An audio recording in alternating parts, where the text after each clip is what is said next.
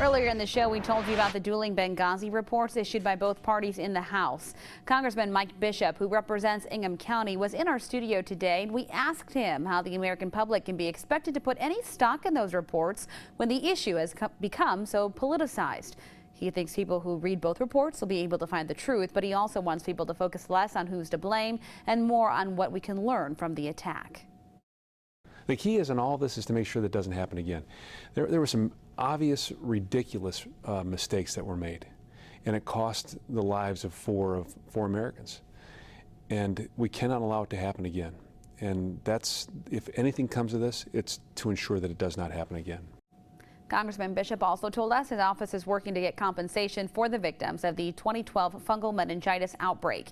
Michigan had 264 cases and 19 deaths connected to contaminated steroid shots from a compounding center in Massachusetts. Both totals were the most in the country. He says the Obama administration is blocking affected families from getting money from the federal Crime Victims Compensation Fund.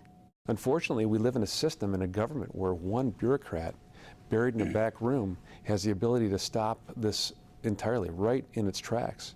And that's what happened in this case.